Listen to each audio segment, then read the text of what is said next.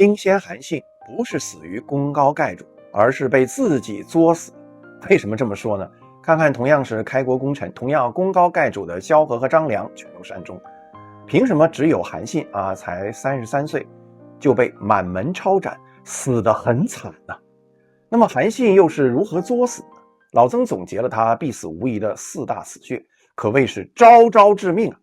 上期呢我讲了他2大死穴，但今天要讲的这2点才是真正让汉高祖和吕后非杀他不可的终极原因，也是历史上所有功高盖主的名将最容易踩进去一踩就死的死坑。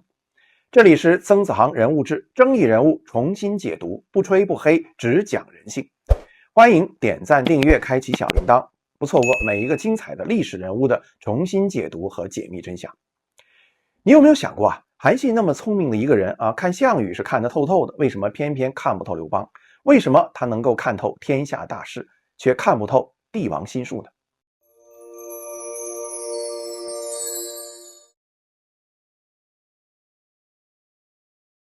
韩信这辈子最致命的一点，他高估了自己和刘邦的关系。他觉得刘邦对他言听计从，登坛拜将是知遇之恩，是再生父母，所以呢，他宁死不反，不肯做那种不仁不义之人。可他不知道，他看到刘邦只是刘邦想让他看到的样子。你别以为韩信是一个政治白痴相反他对项羽的认识可谓是入木三分。当时项羽的实力远远在刘邦之上，韩信呢却主动跳槽到刘邦那儿。他看项羽简直是一针见血匹夫之勇，妇人之仁，刚愎自用，舍不得封赏，心胸狭隘，疑神疑鬼。韩信早就断言项羽必败。可这么一个聪明的人对项羽是洞若观火，对刘邦呢却始终是雾里看花呀。为什么？3个真相很扎心。一，项羽这个人简单直接一眼就可以看到底。刘邦呢却是老谋深算，最会演戏。2，韩信在项羽身边当过保镖，知根知底，跟了刘邦以后呢却常年在外带兵见面都没几次，看到的永远是宽厚长者的那一面。3，刘邦太懂攻心，对韩信是嘘寒问暖，恩宠备至。韩信呢从小孤苦，太缺温暖，一旦动情就彻底失去了理性的判断。很多人说韩信幼稚，老曾倒觉得这是他最人性也最可悲的地方。他不是冰冷的政客，他有感情，懂感恩，渴望被认可，愿意士为知己者死。可惜刘邦不是他的偶像信陵君他身上没有君子之风，只有帝王的冷酷，可以共患难，却不能够共富贵。刘邦是什么人汉高祖刘邦是中国历史上城府极深，性格复杂又多变，且让人捉摸不透的历史人物之一。他的身上呢，既有忠厚长者的一面，又有放荡不羁的另外一面，既有急公好义的游侠本色，又有深不可测的帝王心术，既是乱世枭雄，又是政治天才，还是天才影帝。忠厚是装的，仁义是演的，心里面呢只有江山和权力，是一个标准的政治动物，连萧何都猜不透他。张良呢也是晚年才看清，更别说年轻气盛的韩信。刘邦身边的一众贤臣，大概只有陈平真正看清了刘邦的真面目，因为陈平从小就喜欢读那些参透人性和权谋诈术方面的书，善于揣摩人心如果项羽是一杯清水，一眼望到底，那么刘邦是一坛烈酒，你永远不知道这后劲儿有多狠。刘邦重用韩信从来不是因为情义，只是因为打天下必须用他，用完之后兵权收回，人要可控，一旦不可控就必须除掉。而韩信呢偏偏有反骨，有傲气，有野心，他可以忍一时，忍不了一世，一旦被逼到绝路，他敢反也能反。这一点呢刘邦比谁都看得清楚。韩信错就错在他忽略了一点，在职场上老板和下属的关系本质上是利益交换，不是兄弟情谊。老板当初对你好是因为你能够为他创造价值，一旦你失去价值或者威胁到他的利益，哪怕你本事再大，功劳再多，他也会毫不犹豫地放弃你。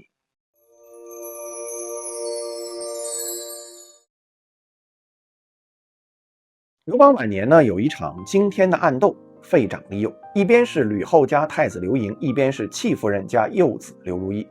刘邦呢其实一直在试探韩信，你愿不愿意站我这边辅佐刘如意？韩信如果低头，大概率能活。可韩信是谁刘邦他都未必放在眼里，怎么可能甘心给一个小孩子做臣子呢？他清高孤傲，不结党不站队，在官场不站队本身就是一种罪啊。吕后也在拉拢他，他不方便出面，就让妹夫樊哙去试探。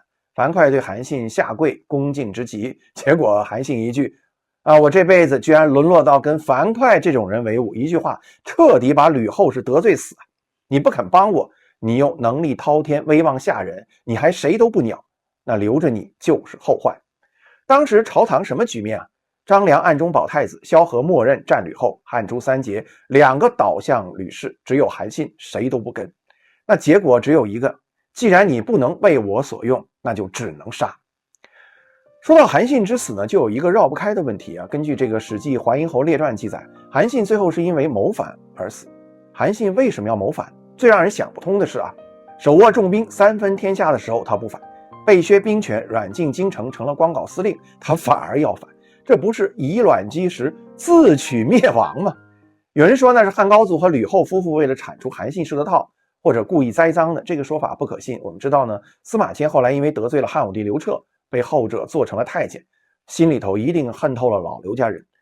如果这个韩信是被冤枉的，司马迁不可能在史书里还原封不动地记录韩信谋反的过程，他一定替韩先是鸣冤叫屈啊。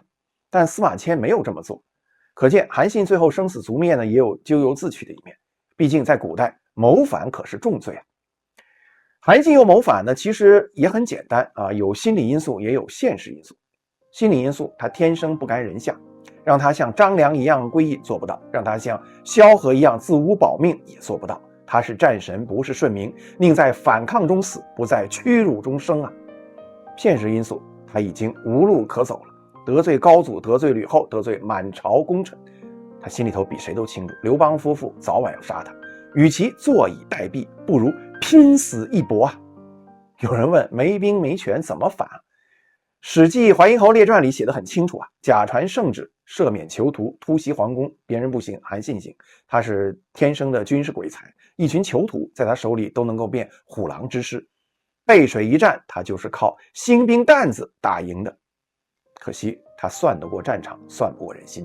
他最信任的人是萧何，可偏偏成也萧何，败也萧何。萧何一句召唤，他毫无防备的进攻。他不知道阴谋早已布下，一入长乐宫，直接被绑。吕后一声令下，杀。